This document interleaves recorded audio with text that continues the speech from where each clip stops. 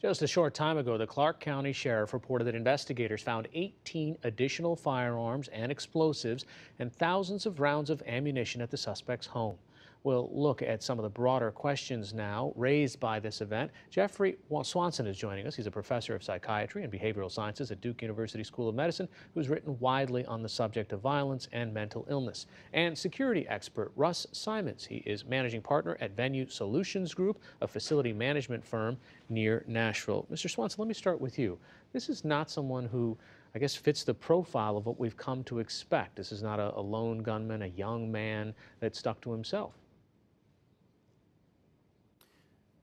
What an absolutely heartbreaking day this is for all the family members and the loved ones of those who died, but it's also a soul-searching day for the entire country as we look into our society and ask ourselves yet again, why did this happen, and how did it happen, and what could we have done, anyone, to prevent it?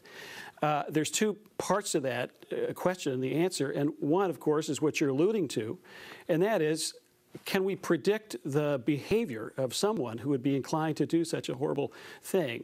What's the profile of someone like that? And the problem with that is that the risk factors for mass shooting are many, and they interact with each other, and they're nonspecific. They tend to apply to many more people who are not going to do this than who do.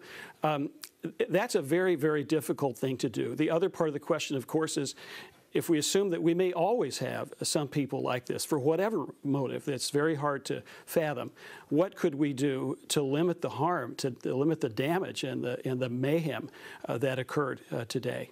Russ Simons, you think about that for a living. You think about how to design venues that are safer. I mean, what could have possibly been done to try to keep this from becoming as soft a target as it was? Well, there are situations that occur every day around the world. In fact, 3 significant terror incidents on Sunday that have somehow now, because of the magnitude of what we faced yesterday, have just kind of gone unnoticed. But the industry that secures public assembly facilities, fairs, festivals, and special events is working tirelessly and has for the last 17 years to not only recognize and understand the incidents that occur, but also collaborate with first responders and other resources to make sure that we're training in a way so that we can react to the unexpected things that occur, like yesterday. Russ Simons, staying with you for a second. I mean, you know, thinking about somebody at a high vantage point and shooting people below. I mean, this happened 50 years ago at the University of Texas. How do you protect against that?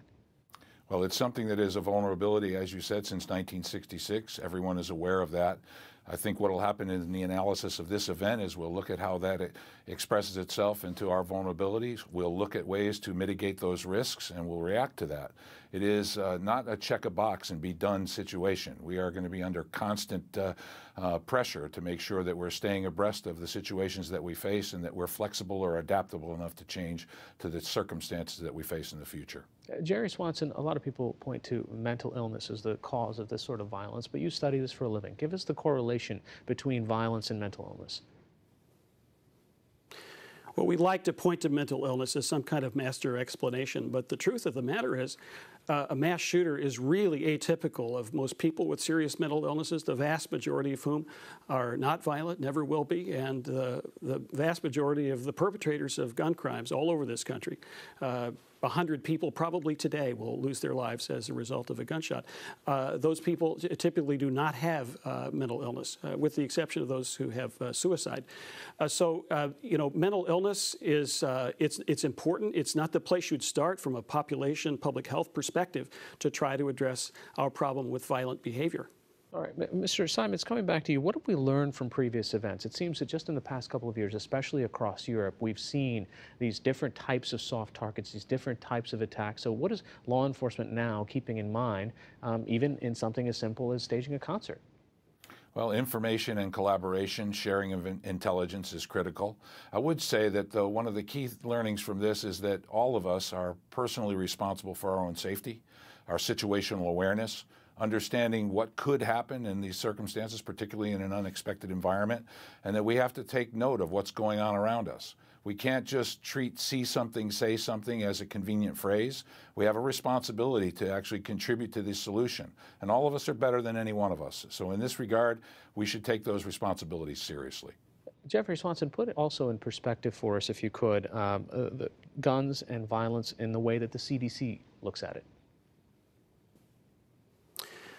Right. Well, if you look at the CDC statistics and you look at this from a public health point of view, 36,000 people die every year as a result of a gunshot. It's a very difficult problem in our society because we have a lot of guns. They're embedded in our culture. They're constitutionally protected, the right to own a firearm. And so it's a difficult problem. Gun control in our country is really about people control after the Heller decision. But there are things we could do. We could have better criteria for limiting the purchase of a gun by people who are really risky. The criteria we have now are probably too broad and too narrow at the same time. We could also have a legal tool that would give law enforcement officers a clear legal authority to actually remove firearms from people who are known to be risky and dangerous with due process protections. And we could do things to try to address the problem of illegal gun trafficking in this country. This is not a one-thing problem. It's not a one-thing solution. And I think it's going to take a long time, but we need to think about this very broadly. Russ Simons, when you work in one jurisdiction to the next, there are different sets of rules across state lines on who can carry, how they can carry, what kind of weapon. How does law enforcement deal with that sort of a challenge, or even somebody who's creating a venue to say, okay, well, this is the kind of people that I'm going to have at this concert. These are all the different issues.